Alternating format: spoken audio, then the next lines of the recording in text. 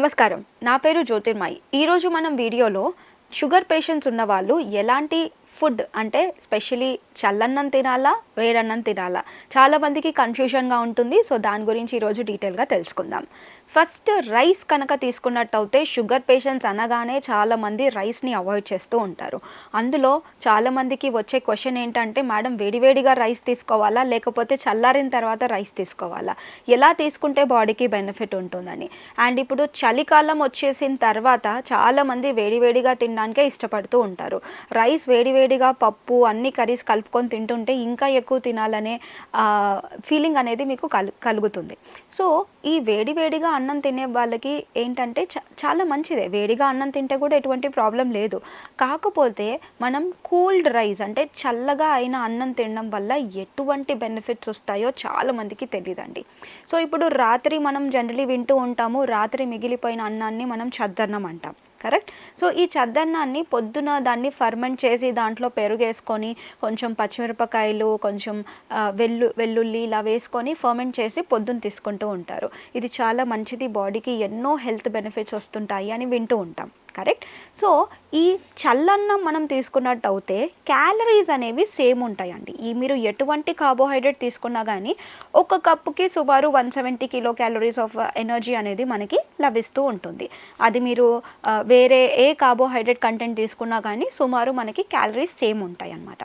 So ఇక్కడ మనం రాత్రిపూట వేడివేడి అన్నంలో మీరు క్యాలరీస్ అన్నీ కలుపుకొని, అంటే మీరు ఫుడ్ ఏదైతే రైస్తో పాటు కర్రీ, దాల్, వెజిటేబుల్స్ ఇలాంటివన్నీ కలుపుకొని తినేశారు. సో ఈ మిగిలిపోయిన అన్నం ఏదైతే ఉంటుందో, మిగిలిపోయిన అన్నంని మనం అలాగే ఫ్రిడ్జ్లో స్టోర్ చేసామనుకోండి. ఫ్రిడ్జ్లో స్టోర్ చేసి నెక్స్ట్ డే మనం దీన్ని కావాలంటే రీహీట్ చేసి కూడా తీసుకోవచ్చు. ఇలా చేయడం వల్ల మన బాడీకి ఎన్నో బెనిఫిట్స్ వస్తాయి. అందులో మొదటిది ఏంటి అంటే రెసిస్టెన్స్ స్టార్చ్. ఎప్పుడైతే ఆల్రెడీ లెఫ్ట్ ఓవర్ రైస్ని మనం ఫ్రిడ్జ్లో పెట్టి స్టోర్ చేస్తామో మన గ్లైసిమిక్ ఇండెక్స్ ఏదైతే ఉంటుందో అది తగ్గిపోతుంది. జనరలీ గ్లైసిమిక్ ఇండెక్స్ నార్మల్ రైస్కి ఎక్కువగానే ఉంటుంది, అంటే 50 కన్నా ఎక్కువగానే గ్లైసిమిక్ ఇండెక్స్ మనకి ఉంటుంది. డయాబెటిక్స్ రాగానే మనం ప్రత్యేకంగా చెక్ చేసుకునేది ఏంటి, glycemic index and glycaemic load. So ఈ గ్లైసిమిక్ ఇండెక్స్ అనేది వైట్ రైస్లో ఎక్కువగానే ఉంటుంది. సో ఎప్పుడైతే మనం ఓవర్ నైట్ ఫ్రిడ్జ్లో పెట్టి స్టోర్ చేస్తామో గ్లైసిమిక్ ఇండెక్స్ అనేది తగ్గుతుంది. దీని తోడుగా రెసిస్టెన్స్ స్టార్చ్ అనేది పెరుగుతుంది అనమాట. సో ఈ రెసిస్టెన్స్ స్టార్చ్ అనేది ఏంటంటే, స్పెషలీ మనం రాత్రి ఒక కప్ రైస్ తీసుకున్నాము, అందులో మీకు ఎగ్జాంపుల్ 100 కిలో క్యాలరీస్ ఎనర్జీ వచ్చింది. అదే రైస్ని మీరు స్టోర్ చేసి పొద్దున తీసుకున్నట్టయితే మీ బాడీకి ఓన్లీ 50 కిలో క్యాలరీస్ మాత్రమే వస్తుంది, అంటే హాఫ్ ఆఫ్ ద క్యాలరీస్ మీకు ఇక్కడ తగ్గిపోతుంది. ఇది ఎలా అవుతుందంటే దీని పేరే మనం రెసిస్టెన్స్ స్టార్చ్ అంటాం.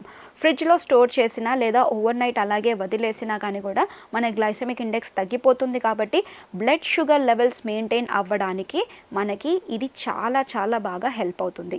దీని తోడుగా మనకి గట్ హెల్త్ ఇంక్రీజ్ అవ్వడానికి కూడా ఈ రెసిస్టెన్స్ స్టార్చ్ బాగా హెల్ప్ అవుతుంది. అంటే మీ బాడీలో ఉండే గుడ్ బ్యాక్టీరియా బాగా గట్ హెల్త్ని ఇంక్రీజ్ చేసి గుడ్ బ్యాక్టీరియా కంటెంట్ని పెంచడానికి కూడా ఈ రెసిస్టెన్స్ స్టార్చ్ అనేది చాలా బాగా హెల్ప్ అవుతుంది.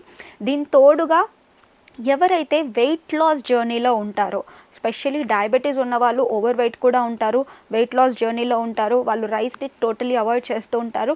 అలాంటి వాళ్ళు రైస్ని ఈ విధంగా తీసుకోవడం వల్ల వాళ్ళ హాఫ్ ఆఫ్ ద క్యాలరీస్ తగ్గిపోతాయి. కాబట్టి సాటిస్ఫాక్షన్ ఎలాగో ఉంటుంది, సేమ్ రైసే మనం తీసుకుంటున్నాము, కడుపు ఫుల్గా ఉంటుంది, ఆ సాటిస్ఫాక్షన్ ఉంటుంది. దాని తోడుగా మనకి ఈ క్యాలరీస్ తగ్గిపోవడం వల్ల ఎక్కువగా బరువు అనేది కూడా పెరగకుండా ఉంటారు.